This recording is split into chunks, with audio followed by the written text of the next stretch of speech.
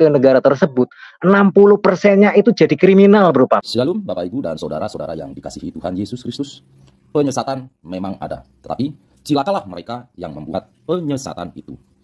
Iblis hadir menyerupai domba, tetapi oleh hikmat dan kasih karunia Roh Kudus yang menyertai kita, dari buahnya lah kita boleh mengerti dari pengajaran-pengajaran yang diberikan kepada setiap orang. Kita simak setiap video yang ada dengan membuka hati, membuka mata, dan membuka telinga, supaya kita beroleh pengajaran dan pembelajaran dari setiap apa yang boleh kita simak. Dan Sobat Waras, kali ini kita akan bahas sebuah topik yang yang menggemparkan India, bahkan menggemparkan dunia. India terapkan undang-undang kontroversial, ya, singkirkan warga Muslim. Ya, jadi kalau ada orang-orang yang beragama Islam yang ingin mendapatkan warga negara India, itu dilarang. Ya, jadi yang beragama Islam dilarang menjadi warga negara atau mendaftarkan diri menjadi warga negara India. Ya, mungkin ya orang-orang India ini, pemerintah India sudah sadar, ya, karena di mana-mana, ya, apalagi ya di India banyak sekali orang-orang Islam yang bikin kacau di sana. Bahkan ya tetangga India, Pakistan, di sana ya Islam banyak yang bikin kacau. Bahkan Islam dengan Islam berantam, ya, Islam dengan Islam itu baku hantam. Ya. Belum lagi dia lihat di Afghanistan. Belum lagi dia lihat di dunia-dunia Arab lainnya. Sesama Islam itu, di mana ada Islam itu kok bisa ada kekacauan di sana? Kok negaranya tidak aman? Ya, yang penting negara-negara Islam ini kok pada tidak aman? Ada apa gitu loh? Ya, mungkin dia lihat juga di Indonesia. Oh, di Indonesia juga mayoritas Islam, kok tidak aman juga? Ya kan? Kenapa? Di Indonesia masa di bulan Ramadan ada penutupan atau pelarangan orang Kristen untuk beribadah? Ya, bahkan beribadah di rumah sendiri dilarang. Padahal ini bulan puasa, bulan Ramadan, kok bisa? Mungkin juga ya para pengamat-pengamat di India ini sudah jenuh, sudah bosan gitu loh. Ya, karena banyaknya ini ya bukan hanya sekali dua kali ya. Penduduk-penduduk Islam itu selalu bikin kacau, bikin gaduh. Terbukti Pakistan, ya Somalia, ya Afrika, ya kan, Afghanistan, Yaman, ya dan lain-lain. Inilah ya yang membuat India itu mungkin muak, kawan-kawan, ya. Membuat India itu akhirnya ya udahlah, ya. Mereka membuat sebuah undang-undang yang mungkin tujuan undang-undang ini untuk mengamankan ya negara mereka supaya populasi Islam itu jangan terlalu banyak. Karena kalau populasi Islam di sana itu semakin banyak, wah, India bisa hancur, bisa perang India. Ya, sedangkan mereka baru minoritas di India itu sudah kacau. Kita lihat beberapa kasus ya kekacauan di India, ya kawan-kawan ya.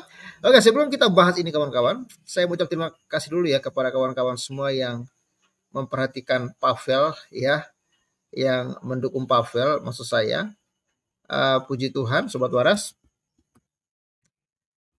Hari ini kita ada penambahan saldo Rp300.000 ya. Terima kasih kawan-kawan yang sudah support dan support terus Pavel ya. Dan program unggulan kita saat ini yaitu kita membangun rumah ibadah. Ada beberapa program ya yang Pavel buat. Ada perkebunan ya, ada peternakan ya. Ada juga kita membantu anak-anak yang Pavel juga sini ya sedang menyekolahkan dua orang anak ya, perempuan dan laki-laki ya. Ini semua bisa berjalan ya berkat dukungan Sobat Waras kepada Pavel. Jadi banyak program yang kita kerjakan dan juga kita memberikan juga santunan kepada para janda dan lansia ya di momen-momen tertentu ya. Dan ini sudah berjalan dalam beberapa tahun ini. Dan program unggulan kita saat ini yaitu pendirian rumah ibadah. Ini fokus kita ke sini ya. Nanti kalau sudah kelar pembangunan rumah ibadah, kita akan semakin luas lagi untuk pelayanan ke masyarakat secara langsung ya. Dan Sobat Waras, kita sudah ada ini ya, dana saat ini yang terkumpul ya di BCA sudah ini ya 78 juta 10.255 rupiah. Ini yang sudah terkumpul per hari ini, dan hari ini kita ada penambahan 300.000 rupiah. Terima kasih untuk kawan-kawan, dan rencana saya ke depan perkebunan, dan ada perkebunan ini ya, perkebunan durian ya, dan juga peternakan kambing. Rencana ke depan ya perkebunan dan peternakan inilah yang akan menopang operasional pelayanan yang sedang saya kerjakan di pedesaan ya. Jadi dukung Pavel ya, Sobat Waras, bisa dukung kami lewat BCA maupun lewat BRI ya. Terima kasih kawan-kawan yang sudah support. Doa saya Tuhan Yesus memberkati kita semua ya. Oke, kita lanjut Sobat Waras kepada topik yang kita bahas pada malam hari ini. Ini dia, India ya, terapkan undang-undang kontroversial, singkirkan warga Muslim. Ini isinya ya. Ini kawan-kawan, Jakarta ya, CNBC Indonesia. India telah menerapkan undang-undang amandemen kewarganegaraan yang kontroversial dan banyak dikritik karena mengecualikan umat Islam ya. Jadi kalau orang Kristen mau jadi warga negara India bisa, tapi kalau Islam mau jadi warga negara India, pendatang-pendatang ya, itu tidak boleh ya. Komunitas minoritas yang kekhawatirannya meningkat di bawah pemerintahan nasionalis Hindu pimpinan Perdana Menteri ya Narendra Modi, dilansir Asosiasi Press ya, undang-undang baru tersebut diumumkan pada Senin 11 bulan 3 2024. Undang-undang ini menetapkan ujian agama bagi para imigran dari setiap agama besar di Asia Selatan selain Islam ya. Kritikus berpendapat bahwa undang-undang tersebut adalah bukti lebih lanjut bahwa pemerintahan Modi sedang mencoba mengubah negara tersebut menjadi negara Hindu dan meminggirkan 200 juta umat Islam di negara tersebut. Apa itu undang-undang amandemen kewarganegaraan? Undang-undang amandemen kewarganegaraan ya memberikan jalur cepat menuju naturalisasi bagi umat Hindu, Parsi, Sikh, Buddha, Jain, dan Kristen yang melarikan diri ke India, yang mayoritas penduduk Hindu dari Afghanistan, Bangladesh, dan Pakistan sebelum 31 Desember 2014. Undang-undang tersebut mengecualikan warga Muslim yang merupakan mayoritas di ketiga negara tersebut. Ya, jadi warga negara baik dari Afghanistan, Bangladesh, Pakistan, ya, kalau mereka berimigrasi ya ke India, kawan-kawan, mereka akan mendapatkan warga negara India, kecuali yang beragama Muslim, ya. Undang-undang ini juga mengubah undang-undang lama yang mencegah migran ilegal menjadi warga negara India dan menandai pertama kalinya India, sebuah negara sekuler dengan populasi beragama yang beragam menetapkan kriteria agama untuk mendapatkan kewarganegaraan. Ya, saya nggak tahu ya.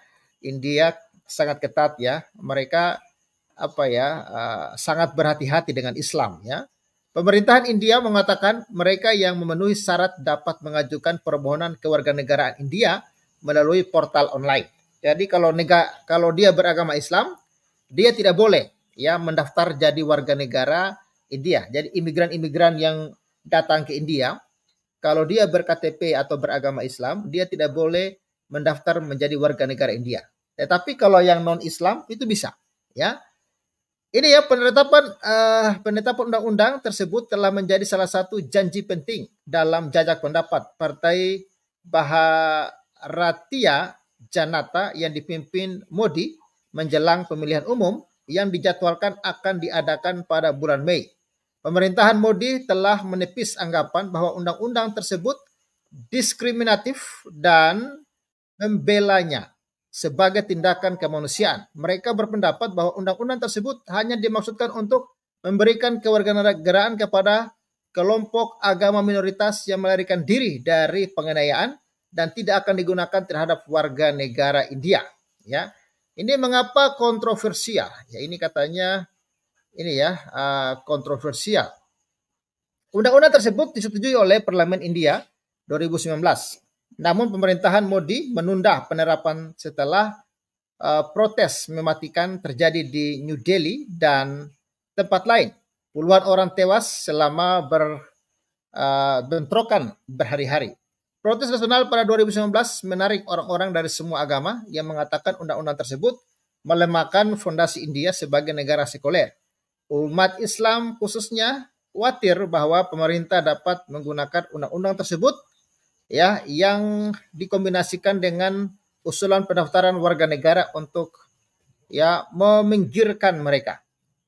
Lalu daftar warga negara nasional adalah bagian dari upaya pemerintah Modi untuk mengidentifikasi dan menyingkirkan orang-orang yang diklaim datang ke India secara ilegal. Pendaftaran tersebut baru diterapkan di negara bagian Assam di bagian utara. Namun Partai Modi berjanji akan meluncurkan program ya verifikasi kewarganegaraan serupa secara nasional. Kritikus dan kelompok Muslim mengatakan undang-undang kewarganegaraan baru ini akan membantu melindungi non-Muslim yang tidak termasuk dalam daftar, sementara umat Islam bisa menghadapi ancaman deportasi atau penahanan. Ya, mungkin pemerintah India belajar ya, misalnya warga-warga Muslim yang lari ke Eropa, ya, yang lari ke Amerika, di sana mereka justru bikin kacau, ya, yang lari ke Prancis, ya, bagaimana seorang guru di Prancis harus dibunuh oleh seorang Muslim, ya, semua gara-gara agama. Mungkin mereka sudah belajar gitu loh, karena orang-orang Islam ini kalau mereka imigran itu cari suaka, cari perlindungan, mereka itu datang dengan membawa tabiat buruknya dari negara mereka bawa ke negara orang. Ya makanya terjadi kekacauan luar biasa. Mungkin itu ya yang dipelajari oleh India sehingga mereka sangat berhati-hati ya dengan imigran-imigran yang beragama Islam. Ya, ini ya kekhawatiran Muslim India. Penentang undang-undang tersebut termasuk umat Islam, partai oposisi dan kelompok hak asasi manusia mengatakan undang-undang tersebut eksklusif dan melanggar prinsip sekuler yang diabadikan dalam konstitusi. Mereka mengatakan iman tidak bisa dijadikan syarat untuk menjadi warga negara. Pada Senin ya, pengawas hak asasi manusia Amnesty India mengatakan undang-undang tersebut melegitimasi diskriminatif berdasarkan agama. Beberapa orang juga berpendapat bahwa jika undang-undang tersebut ditunjukkan untuk melindungi kelompok minoritas yang teraniaya, maka undang-undang tersebut seharusnya juga mencakup kelompok agama minoritas Muslim yang mendampingi ya menghadapi penganiayaan di negara mereka sendiri, termasuk penganut Ahmadiyah di Pakistan dan Rohingya di Myanmar. Bagi para kritikus, Modi mendorong agenda nasional Hindu yang mengancam akan mengikis fondasi sekuler negara tersebut, mempersempit ruang bagi kelompok agama minoritas khususnya Muslim dan mendekatkan negara tersebut ke negara Hindu. India adalah rumah bagi 200 juta Muslim yang merupakan kelompok minoritas besar di negara berpenduduk lebih dari 1,4 miliar orang. Mereka tersebar di hampir seluruh wilayah India dan telah menjadi sasaran ya serangkaian serangan yang terjadi sejak Modi pertama kali mengambil alih kekuasaan pada tahun 2015. Puluhan warga Muslim digantung oleh massa Hindu atas tuduhan memakan daging sapi atau menyelundupkan sapi ya. Mereka emosi juga ya, sapi dimakan sama orang-orang Muslim ya.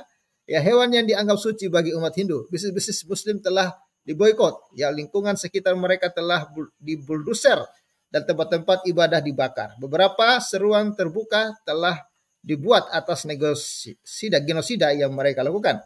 Kritikus mengatakan sikap diam Modi atas kekerasan anti-Muslim telah menguatkan sebagian penduduknya ya paling ekstrim dan memungkinkan lebih banyak ujaran kebencian terhadap Muslim. Ya memang ini ya Muslim ini kadang-kadang mereka di negara yang di negara Islam mereka juga diusir gitu loh.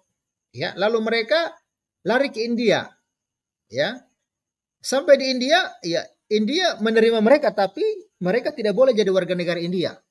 Kok mereka ngamuk juga ini? Saya bingung ya. Anda sudah datang ke negara orang, minta suaka, orang terima. Ya. Lalu di negara tersebut ada aturan yang beragama Islam tidak boleh jadi warga negara. Ya. Kok mereka ngamuk ya? Kenapa kalian nggak balik saja ke negara Muslim kalian gitu loh? Ya. Mode juga makin mencampur adukan agama dengan politik dalam formula yang sangat diterima oleh mayoritas penduduk India yang beragama Hindu. Pada Januari ia membuka sebuah kuil Hindu di lokasi sebuah masjid yang dibongkar di kota Ayodhya Utara, memenuhi janji nasionalis Hindu yang telah lama dipegang partainya. Wah, ini ya sudah sudah diluncurkan dan diterapkan undang-undang yang katanya kontroversial, dan undang-undang ini menyingkirkan warga Muslim. Ya, jadi kalau ada warga Muslim yang mencari suaka di India, ya kan, yang datang dari Afghanistan, yang datang dari Pakistan, ya, mungkin di negara Muslim mereka sendiri, ya, mereka sesama Muslim teraniaya. Kalau misalnya orang Kristen yang teraniaya di Pakistan, di Afghanistan, lalu mereka lari ke India, itu wajar ya, karena memang mereka bukan Islam. Tapi ini sesama Islam dianiaya, lalu mereka kabur cari suaka ke India, sampai di India melarang. Jadi warga yang Muslim yang bersuaka ke India, kalian dilarang untuk menjadi warga negara India. Ya. Mereka marah, gitu ya. Ya karena ini dianggap diskriminasi. Karena India itu sudah belajar ya, sudah belajar banyak ya dari beberapa negara-negara Eropa yang begitu terbuka kepada Muslim, ya kan? Mereka mencari suaka di Eropa, tapi di Eropa mereka bikin kacau. Mereka membuat teror, tabiat-tabiat jahat buruk mereka dari negara-negara Islam ya, yang mereka di sana teraniaya, mereka bawa ke Eropa. Inilah yang membuat India juga was-was loh, sehingga mereka tidak memberikan warga negara kepada warga Muslim yang mencari suaka di India. Tapi kepada warga yang non-Islam itu dikasih gitu loh. Nah ini bagaimana nih menurut Bung Amar Ma'ruf Nehi ya, ini salah seorang pengamat kita ini yang sudah hadir. Salam waras Bung. Amar Ma'ruf Nehi Aca. Silakan. Selamat malam. Salam. Ku telah mati dan tinggalkan. Ternyata itu lagunya Bro Pavel. Banyak yang komentar ya, ketika kemarin saya ini ya. Banyak yang nunjukin lagunya itu dari Nikita gitu ya. Ya betul, itu lagunya memang yang sangat disuka sama ya saya sekeluarga sama mantan karyawan saya itu ya. Ya responnya cukup bagus ya pas itu video kemarin, udah 11.000 Bro Pavel yang nonton. Iya, puji Tuhan. Nanti rencana saya mau potong gitu nanti untuk mau di lebih fokus lagi orang nonton toh. Oke. Siap. Ya kita ngomongin ini ya tentang undang-undang yang mau diterapkan sama udah diterapkan ya, kalau nggak salah udah diterapin ya sama Perdana Menteri Modi.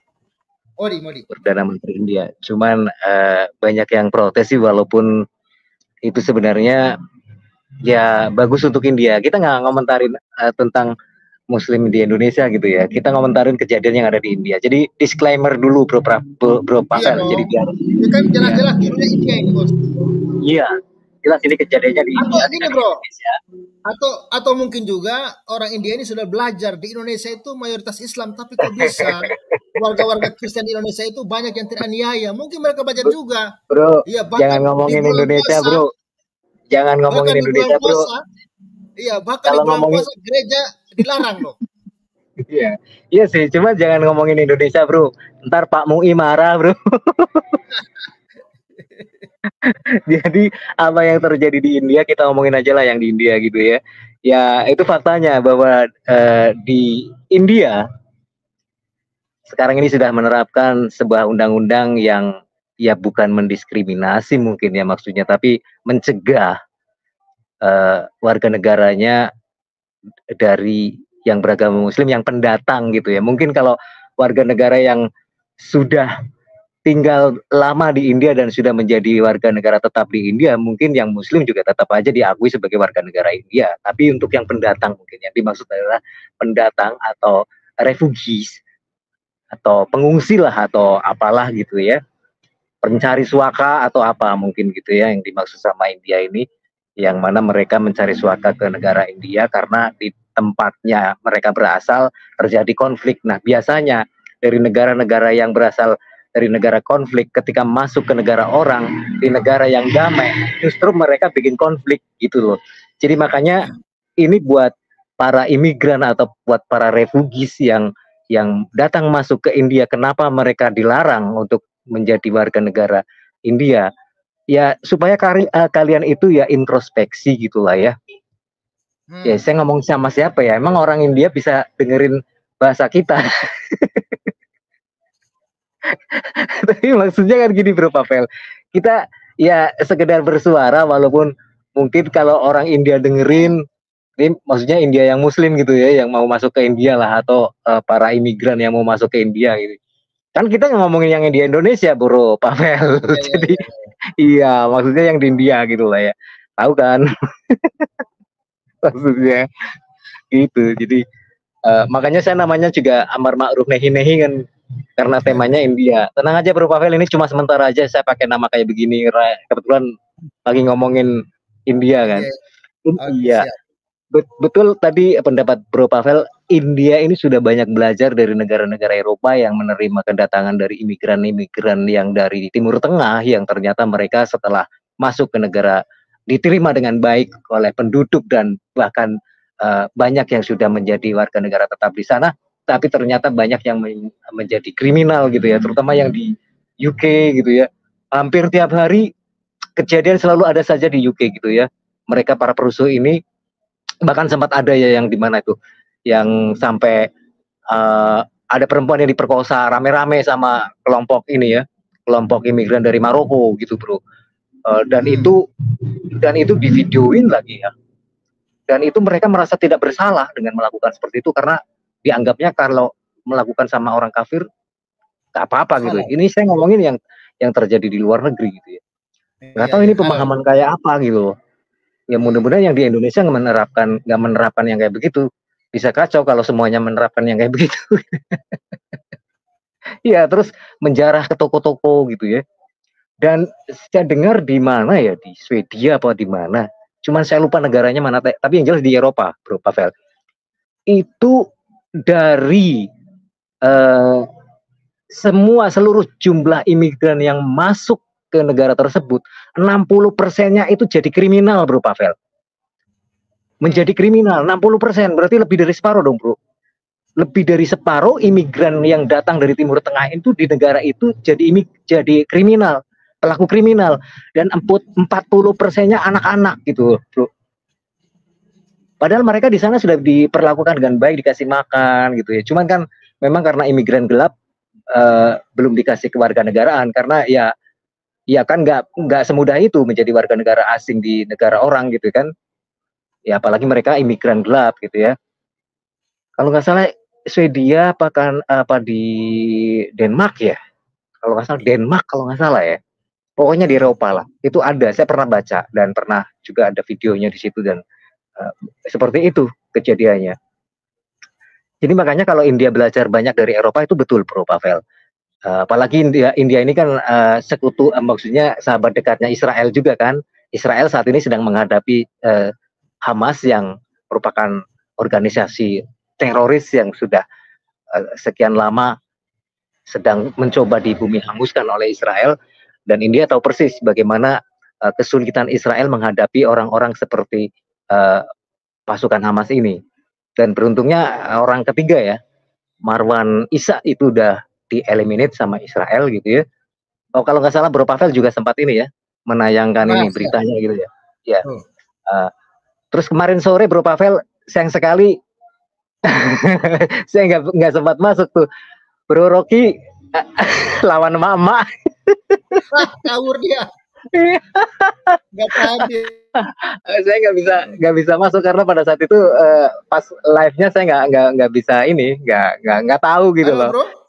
Suaranya ya, halo? hilang. Halo. Gimana sekarang? Halo, Bro Yesaya dengar saya? Oh, hilang berarti. Ya udah. Halo. Oke. Eh, Iya, jadi saya ketawa sendiri Bro Pavel waktu waktu Bro Rocky ngobrol sama Mama itu siapa nggak tahu ya namanya lupa itu ya. Ibu siapa gitu. Berusi. Dia nggak sempat ngomong kepotong terus. Mampus loh. Kabur jadi. Kabur akhirnya ini ya. Iya. Ya intermezzo aja deh. Kemarin sore gitu ya. Iya dan ini mudah-mudahan orangnya denger nih. Jadi malam ini bisa ngobrol lah. Itu jadi tadi sampai ke ini ya, India sudah belajar banyak dari negara-negara Eropa bahwasanya para imigran yang dari Timur Tengah itu memang setelah masuk ke negara yang di sana mereka bisa hidup makmur karena diterima dengan baik ya.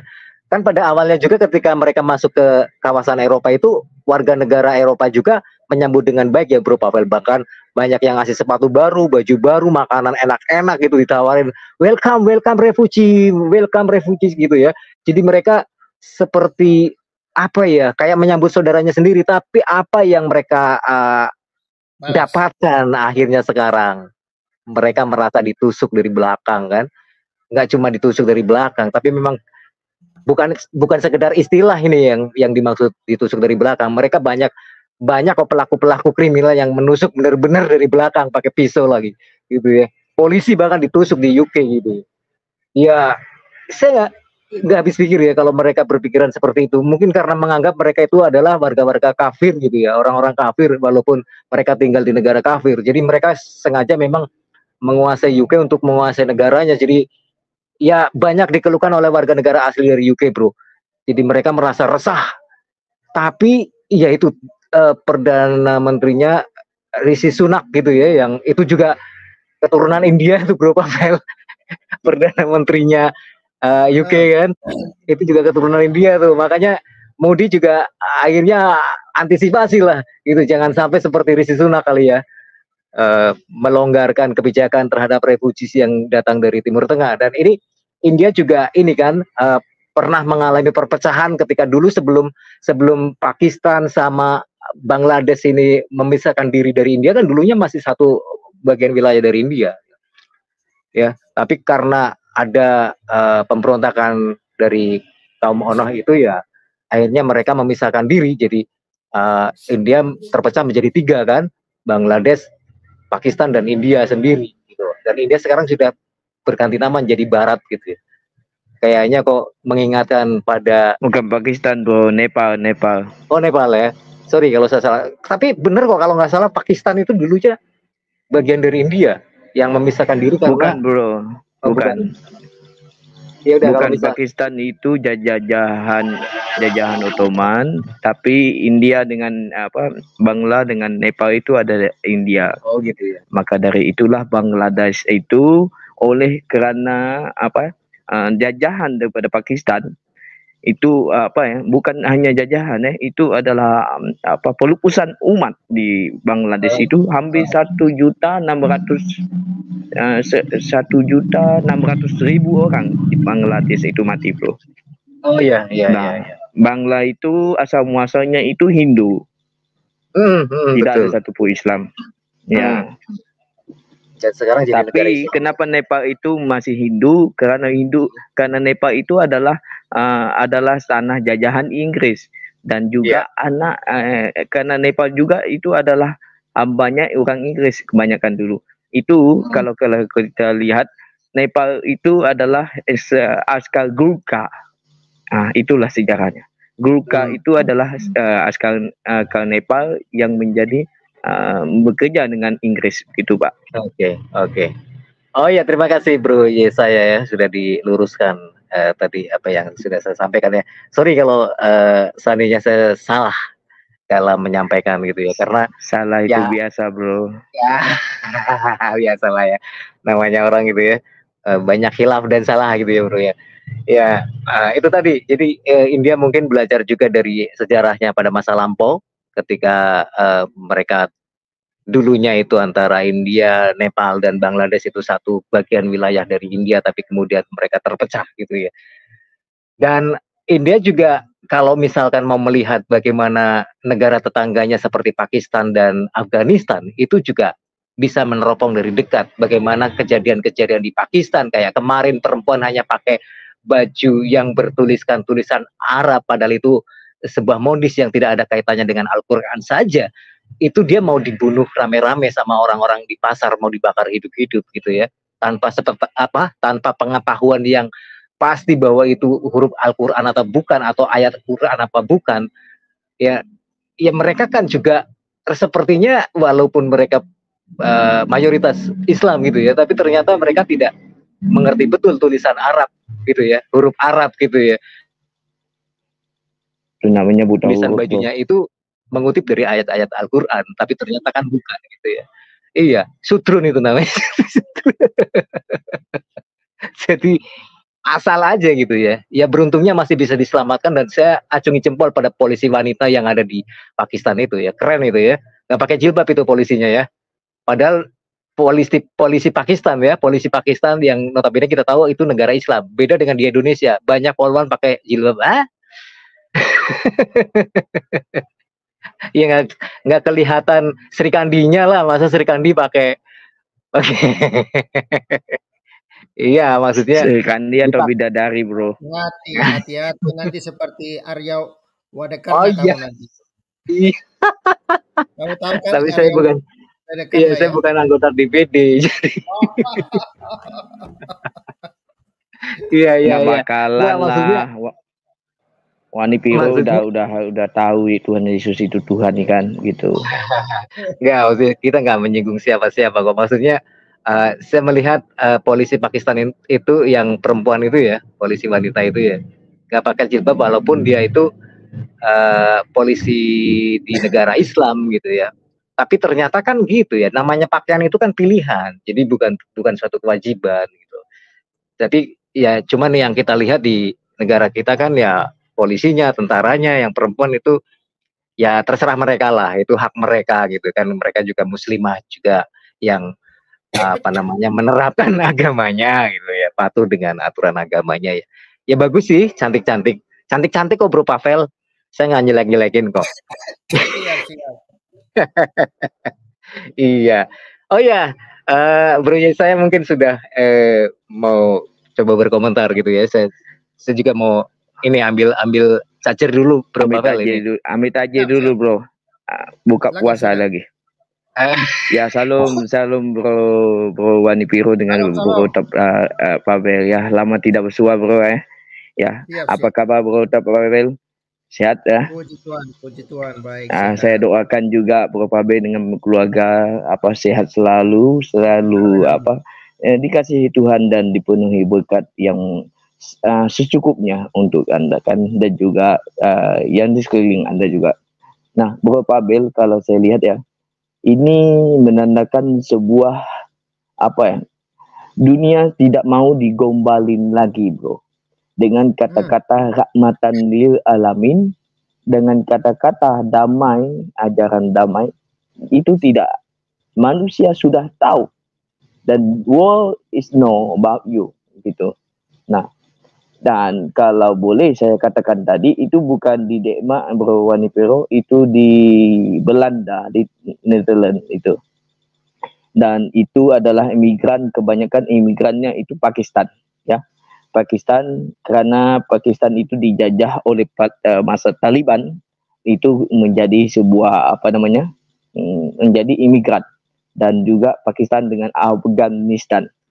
Nah, bahasa mereka itu lebih kurang saja, itu masih sejajar dan serumpun juga Bro Pavel gitu. Bisa bahasa Wudu ya, itu dikatakan bahasa Wudu atau Patan atau Punjabi gitu. Nah, tapi kalau saya lihat ya Bro Pavel, India ini kalau boleh saya tambahkan sedikit tadi, bukan hanya Nepal dengan Bangla, tapi dengan Sri Lanka sekali, itu adalah India juga. Nah, tapi kalau saya lihat ya Bro Pavel, kalau Bro Pavel search saja di Google itu, Taj Mahal itu banyak kali menjadi makan darah, bro. Nah, pengeboman bunuh diri itu selalu terjadi di India oleh kerana daripada umat Islam yang dari Pakistan. Dari situlah kalau kita lihat isu itu banyak sekali di India dan selalu sekali. Nah, dari situlah pemerintah India belajar dengan hal itu.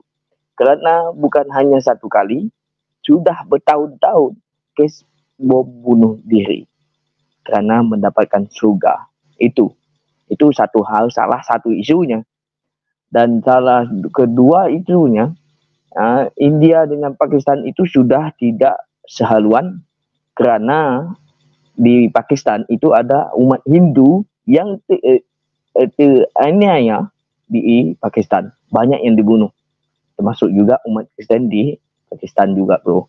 Nah, mungkin saja polisi tadi mungkin dikatakan wanita mungkin saja Hindu, mungkin sebab ada kelompok kecil juga Hindu, tapi paling kecil itu di Pakistan itu umat Kristen. Tapi itu hanya dua daerah aja, bro, Pak Ben, setahu saya ya. Nah, kalau boleh dikatakan ya, ini adalah bukan bagi kita mungkin kontroversi kalau bagi kita di tanah Nusantara ya. Kalau saya boleh mengatakan tanah Nusantara juga, sebab Malaysia dengan Indonesia itu adalah tanah Nusantara gitu. Nah, inilah sebuah menjadi mereka belajar dengan hal yang sangat luar biasa kerana katanya dan India itu belajar juga mereka punya mata-mata di Pakistan tuh. Rata-rata dan mereka melalui pendidik India namanya Al-Ras Duku Kumal, itu lebih kurang gitu namanya. Itu pendidik mata-mata India. Rata-rata di negara Islam senjata, maksud saya senjata api itu bebas sekali, bro. Dan saya pernah mengalami, dan rata-rata di rumah mereka itu paling kurang tiga senjata api, bro. Termasuk ada bazooka-nya di Pakistan. Itu bom memang biasa. Tahu tadi ya. Halo? Ya. Itulah daripada itu bebasnya senjata itulah saya melihat memberi sebuah negara itu menjadi kucak-kacir, dan itu satu halnya. Nah, contohnya di Indonesia dulu masa lalu tahun 90-an senjata api itu masih berluasa kan gitu. Nah, cuma yang saya tahu sekarang itu masih di Aceh saja yang masih agak luasa. Tapi saya jadi heran kenapa aparat negara Indonesia tidak membuat itu menjadi meras itu dengan sehabis-habisnya. Nah, tapi saya lihat suku di Malaysia itu sudah diperas habis semua senjata api itu. Maka Malaysia itu lebih damai, cuma demo gitu aja, bro. Demikian, bro. Bung Pabe. Tuhan Yesus berkati, bro. Iya. Jadi menurut Bung Yesaya ini, apa penyebab India kok bisa mengeluarkan kebijakan undang-undang yang ternyata ingin menyingkirkan warga Muslim? Nah, salah satu isunya tadi, bro. Salah satu isunya membuat pembantaian kepada umat Hindu di Pakistan. Satu. Kedua, pemberontakan jihadis dari Pakistan itu selalu ada di buildernya sempadannya antara Pakistan dengan India, itu namanya Bakhara tempat sempadannya. Itu selalu. Tapi yang di sebelah India ini mempertahankan mereka itu memakai askar, ya, laskar yang maksud saya aparat negara yang sah melalui negara. Tetapi dari Pakistan itu justru orang awam. Nah, itu satu hal. Ya, yang kedua, bom bunuh diri itu selalu terjadi di India, terutamanya di Taj Mahal. Itu banyak berulang kali. Itu ketiga isunya. Dan juga banyak isu juga kerana demo mereka itu di India itu sudah banyak kali memakan apa demo masa Islam itu banyak kali memakan korban. Itu kedua. Dan kes yang ketiga yang last kali di Pakistan, yaitu ketika orang meletakkan Al-Quran di kuil, itu rakyat India yang yang Hindu itu dibunuh satu kampung, bro. Dan itu menjadi sebuah yang tanda yang tidak adil. Justru yang meletakkan Al-Quran itu bukan orang yang berbangsa Hindu, tetapi orang Islam sendiri. Cuma beliau lupa bawa Al-Qurannya balik. Gitu. Dia duduk di situ jadi lupa. Tapi dipersalahkan umat Hindu menista Islam, itu satu hal. Dan yang kedua, dan juga India juga pernah mengeluarkan sejarah yang terjadi di Bangladesh itu juga, bro. Nah, itulah menjadi urusan genosida kepada rakyat Bangladesh itu sampai 1.600.000 jiwa. Itu banyak sekali, bro. Dan sangat-sangat najis. Dan Bangladesh itu mengalami kelaparan 25 tahun gitu. Jadi berarti ini ya ada sejarah panjang ya? Ada sejarah panjang tentu. Yang benar sekali, bro. Iya, membuat India itu tidak mau lagi terjadi gitu loh. Karena ketika populasi Muslim ini membludak di India, atau ketika India menerima mereka begitu saja, mungkin mereka akan berdatangan lagi dengan jumlah yang besar gitu. Dan ketika mereka sudah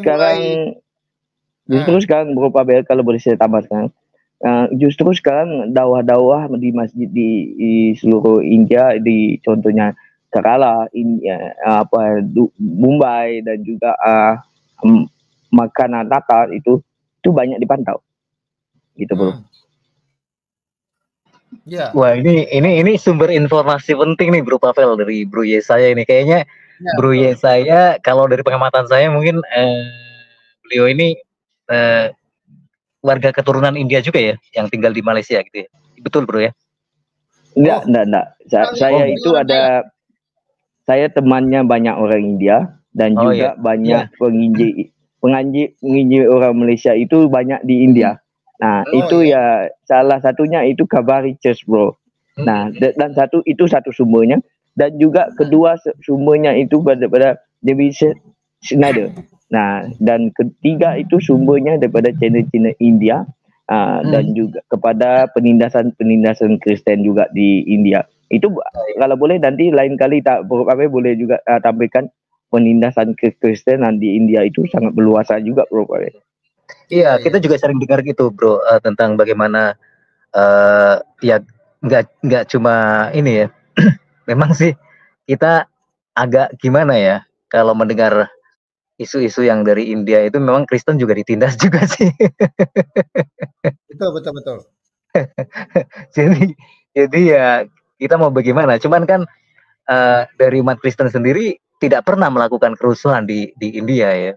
Hanya saja mungkin karena India itu memproteksi diri, karena memang nenek moyang mereka dari awalnya memang kan beragama Hindu gitu ya. Jadi mungkin mereka konservatif lah untuk mencegah masuknya budaya atau agama dari luar India. Gitu. Lanjut. Bro Yesaya, mungkin ada informasi lain yang bisa kita dengar dari Bro Yesaya. Mungkinkah di India ini dari kejadian-kejadian yang sudah ada, yang sempat jadi berita internasional, katakanlah seperti itu gitu ya. Hanya saja itu mungkin karena kita kurang mengikuti dari berita-berita yang terjadi di India, makanya kita jarang tahu gitu loh. Dan ketika ada berita yang kontroversial seperti ini baru mencuat ke permukaan, karena ya biasanya di Indonesia juga memberikan judul berita juga yang kayak begitu ya, Bro Pavel ya. Seolah-olah ini ada kata-kata menyingkirkan gitu. Dibikin dibikin dramatis, supaya kontroversi ya, dramatis banget gitu ya. Jadi untuk memancing perhatian pembaca atau mungkin pemirsa gitu ya. Jadi beritanya seperti itu. Tapi ya memang sih ada sebuah film juga yang menceritakan kejadian nyata pengeboman gereja di India, juga saya pernah nonton itu, bro ya saya gitu ya. Itu memang dahsyat sekali itu, dan itu sering ya sebenarnya kejadian pengeboman di gereja-gereja di India gitu ya. Dan anehnya kan di India ini kan jelas negara yang berpenduduk mayoritas Hindu, tapi ketika ada pengeboman gereja, pelakunya justru dari, ya tahu sendiri kan, itu. Itu bro ya saya ya. Jadi emang bener ya banyak kejadian yang terjadi di India itu kayak kerusuhan ya kalau nggak salah itu. Iya, kerusuhan Ya, antara banyak umat Hindu gitu. sama Muslim gitu ya. Juga pernah itu terjadi. Nah, tapi kalau saya lihat ya apa yang terjadi di Kerala ya, itu salah satu. Itu Bro Pape link apa ya, channel-channelnya itu boleh dibagi ke di live chat sana biar teman-teman lebih tahu tentang infonya kan gitu. Kita lebih tahu banyak info jadi ibarat kata pepatah ya, apa namanya? Jauh perjalanan luas pengalaman kan gitu. Nah, banyak membaca jadi kita harus banyak tahu. Nah, ini Sangam Talk ini dan juga Christian Relief itu banyak di India juga ya. Itu banyak sekali tentang info. Nah, tapi memang kata Pak Amar Bungkar ya walau alam saya bro. Amar ma'ruf nih. Nah, tapi sepengalaman saya ya boleh juga bicara dengan bahasa Inggris sedikit ya. Sustuni ni malohe gitu. Nah, tapi kalau saya lihat ya Bro Pabe, tapi apa yang terjadi terhadap dengan gereja-gereja Kristen itu bukan hanya dibuat demo oleh umat Hindu, tetapi juga bersama dengan juga umat Islam. Nah, itu yang banyak ya. Nah, itu banyak di seluruh dunia. Kristen Relief ini adalah menginfokan tentang penindasan kepada umat Kristen di seluruh dunia itu. Nah, tapi kebanyakannya itu di India juga. Nah, kalau saudara ingin melihat lebih ya kepada video short dia itu banyak. Nah, tapi hal yang memang benar jadi kalau ketika di India ini adalah satu hal yang saya lihat umat Kristen itu tidak pernah membuat tidak pernah membuat balasan yang balik. Nah, justru umat Kristen pernah juga menginfokan kepada Amerika, tapi Amerika datang membawa mesin gun untuk menembak rakyat Hindu di India, tetapi mereka datang memberikan damai dan solusi untuk menjadi lebih bersatu dan menyatu gitu bro. Oleh kerana itulah banyak orang India juga semakin sadar dan juga banyak yang bertobat menerima Tuhan Yesus. Wah, tahun lepas lagi banyak beberapa itu ratusan ribu rakyat India menerima Tuhan Yesus. Nah, kalau kita lihat gereja yang terbesar di Kerala itu namanya Calvary Church India.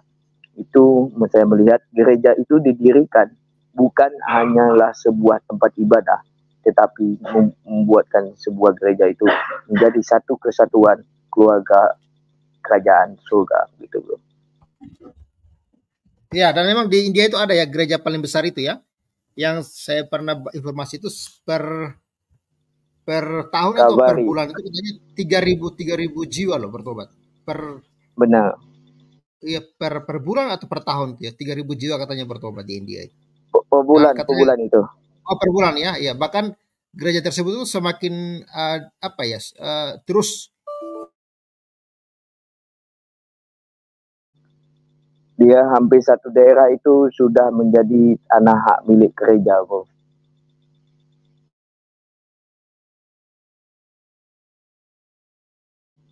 Halo, Bro Pabe? Bawangane piro? Ya, siap, Bro. Gimana? Ya, ini Bro Pavel kayaknya jaringan kayaknya nih. Ya, dia disepit oleh para jin, bro. Jadi jaringannya sudah muntah. Jadi dia ini kena azab, bro. Azab. Azab tak diundang. Azab atau asap, bro? Asap. Asap ya. Asap rokok. Nah, ini udah muncul lagi. Baterai saya mati, baterai Oh, laptop baterainya. mati. Gitu. Nah, baterai mati nggak apa-apa bro, jangan orang mati. Saya masih doakan Anda itu bro panjang umur. Haleluya. Iya, sorry. Iya, jadi benar ya Iya. apa yang disampaikan sama Bro saya bahwa di India ini banyak kekacauan yang terjadi itu karena ulah dari kaum itu ya. Padahal kita ngomongin yang di India Bro, tapi saya agak-agak gimana ya? Saya sebenarnya bingung juga ya kalau ngomongin umat sebelah itu ya. Mau dibilang RT 6, mau dibilang umat dalam kurung gitu ya. Atau sudrun. Sudrun aja lah. Ya, umat sudrun. Jadi biar nggak semuanya merasa ini gitu ya. Oni Piro. Tadi bro kan ada menyinggung sedikit dengan perkataan yang terjadi di Pakistan gitu. Oh, iya. Nah, kalau saya melihat daripada isu itu bro, itu kan tulisan itu berarti sebuah kata berarti manis kan gitu, bukan adalah lapas Allah kan gitu. Nah, satu hal kalau saya lihat sedangkan kita tahu Pakistan itu rata-rata mereka itu 80% adalah rakyat beragama Muslim, betul. Itu. Nah, dari rata-rata 80% itu adalah lebih kurang contohnya 17 juta sepertinya 17 juta jiwa, berarti ada 12 juta jiwa yang beragama Islam contohnya seperti ya. Saya tidak tahu berapa angkanya Pakistan itu. Contoh ya. 12 juta. Berarti tidak ramai yang mengerti apa itu bahasa Arab. Iya, tulisan Arab. Betul. Nah, jadi ini sama seperti di Indonesia, Bro. Di Indonesia juga kayak begitu. Jadi mirip-mirip gitu. Sama juga kayak di sini juga, Bro. Oh iya, sama. Di mana-mana sama. Nah, tapi jadi sebenarnya mereka jadi sebenarnya mereka dibilang mayoritas cuma di KTP, Bro. Nah, seharusnya mereka itu harusnya malu melihat terjadi begini. Maksud saya begini, Bro. Berarti mereka itu dibina dengan iman yang buta huruf, cuma mengikut-ikutan, tapi tidak mengerti apa yang mereka imani. Apalagi jangankan diimani, apa yang tertulis saja pun tidak mengerti. Bagaimana apa yang diimani? Kan gitu maksudnya. Ya, kalau di daerah saya, Bro ya, ada istilah itu orang sholatnya sholat rubuh-rubuh gedang, Bro. Artinya itu ikut-ikutan, Bro. Saya ngerti kok, saya ngerti bahasa Jawa, tapi saya gitu ya? kurang apa takut salah istilah, ya gitu. Istilah rubuh-rubuh gedang itu maksudnya kalau orang lain ruku ya ikut ruku gitu, orang lain sujud ikut sujud, jadi sholatnya ikut-ikutan aja, jadi nggak ngerti apa namanya isi doanya nggak ngerti gitu. Kebanyakan begitu di daerah saya. Jadi kalau misalkan kita ikut raweh gitu ya, ada bacaan doanya gitu, ya tinggal ngikutin imamnya aja. Paling keras ya kalau bilang amin gitu. Amin. ngerti kan? Bahasanya Jawanya sici wae. Nah, itu kemarin Ustadz Situmorang mengatakan di Indonesia itu banyak orang yang suka bahasa Arab, yang tahu bahasa Arab, tapi tidak tahu artinya, akhirnya menjadi keledai kata dia. Betul. Nah iya, umatnya sendiri diolok-olok sama ustadznya sendiri gitu ya, tapi bukan penistaan rupanya. Enggak. Penistaan kalau yang ngomongin ustadz. Bahkan Abdul Somad ya yang katanya itu penceramah terkenal gitu, dan pastilah hampir semua orang Indonesia tahu siapa Ustadz Abdul Somad. Itu kan ada kata-kata yang mengatakan dia itu di ceramahnya itu bilang Islam yang baik adalah yang jadi teroris katanya kan. Kenapa nggak dianggap sebagai penistaan atau ditangkap lah paling enggak, atau diinterogasi gimana ya?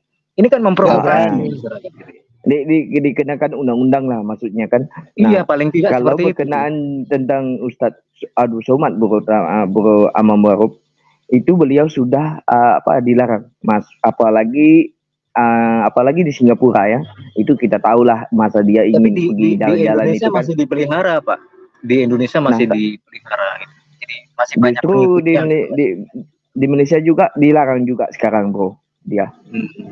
Makanya dia tidak ada lagi kamar di sini. Iya benar. ya banyak yang menolak Ustadz Abdul Somad berceramah gitu ya. Kayak kemarin di mana di Kalimantan ya kalau nggak salah itu juga ditolak untuk berceramah di sana gitu. Terus ini Bro Pavel, ini terkait dengan hasil pengumuman pemilu kemarin itu kan ada seorang mantan penasehat KPK Bro Pavel itu apa ya ngajakin jihad Bro Pavel, dan dia kalau kita mau berhasil dalam memakzulkan Jokowi katanya gitu kita harus mengorbankan ribuan korban mati katanya Bro Pavel. Pernah dengar nggak Bro? Iya benar-benar. Yang Iya, jenggotnya putih, rambutnya putih itu. Iya betul, yang jenggotnya putih itu. Itu mengerikan sekali. Iya. Kenapa orang-orang seperti itu nggak Teroris itu Bro. Iya. Kenapa orang-orang seperti itu nggak ditangani sama pemerintah? Mungkin jadi target iya, mungkin. Tapi nggak tahu sampai kapan orang-orang seperti itu akan. Tapi kan Bro Amal, kalau saya Bro Amal, saya melihat di sini satu hal ya. Satu hal itu diucap di publik, betul? Nah, dan kalau kita lihat Indonesia itu diistiharkan merdeka, negara merdeka. Berarti negara bebas jajahan, bebas perang, ya kan gitu. Bebas daripada ancaman. Ini yang saya melihat orang tua ini sudah melanggar undang-undang kemerdekaan, persatuan dan persekutuan. Itu makar sebenarnya sekali. Itu sudah fatal sekali melanggar sebagai seorang hak sebagai orang warga negara. Itu boleh dikenakan hukuman mati. Kalau di Malaysia ya. Benar sekali. Iya. Cuman di Indonesia kalau orang-orang berpengaruh dalam agama ini itu, hukuman mati udah tidak ada, tapi hukuman penjara seumur hidup lah Bro. Iya. Atau buang negara juga. Cuman kalau di Indonesia orang-orang seperti ini sepertinya paling ditakuti Bro. Jadi apapun statement yang keluar dari orang-orang seperti ini, ya kayaknya bakalan banyak yang bela gitulah. Jadi takutnya mungkin pemerintah kalau orang seperti ini kemudian ditangkap atau diapain gitu ya, mungkin para pendukung dan pengikutnya akan melakukan kerusuhan gitu. Jadi barangkali pertimbangan itu yang jadi masalahnya gitu ya. Jadi makanya ya aku pas dengernya itu ngeri banget ini. Ngeri banget. Saya pas itu dengar di channelnya siapa gitu ya. Terus kemudian ternyata nggak cuma di salah satu channel aja, beberapa channel juga membahas tentang itu. Siapa ya namanya ya? Lata siapa itu? Teroris kan namanya Bang. Iya, itu mantan penasehat KPK loh Bro Pavel. Iya, tahu. Mantan pejabat statementnya seperti itu, ngajakin berontak. Yang pakai jenggot kambing itu ya? Iya. Yes, itu yang dia punya. Iya. Dia punya jenggot itu sama dengan jenggot kambingku itu. Iya, mirip. Bandot tua gitu. Ini Bro repotnya orang itu yang ngomongin nggak bener, terus kita ngomongin orang itu, kita yang disalahin, takutnya kayak begitu. bisa aja kan dibolak-balik kan orang-orang yang otaknya jungkir balik kan suka kayak begitu sih. Iya, jadi kembali ke topik kita ya tentang bagaimana India menerapkan undang-undang yang ya mungkin boleh dibilang dalam tanda kutip mendiskriminasi warga Muslim yang pendatang ya, khususnya yang pendatang kan. Ini artinya orang yang warga negara tetap di India yang sudah terlanjur beragama Islam itu memang tidak masalah ya. Tidak masalah. Iya, dan saya mendengar undang-undang ini sebenarnya kayaknya dari beberapa tahun yang lalu itu sudah mau diterapkan. 2019 sudah. Iya, cuman kan karena memang banyaknya protes yang akhirnya belum diistihar gitu Bro. Iya. Sekarang baru diistihar. Saya ucapkan terima kasih telah menonton video ini sampai habis. Dukung terus channel Hati yang Gembira dengan cara like, komen, dan subscribe. Tuhan Yesus Kristus memberkati kita semua. Amin.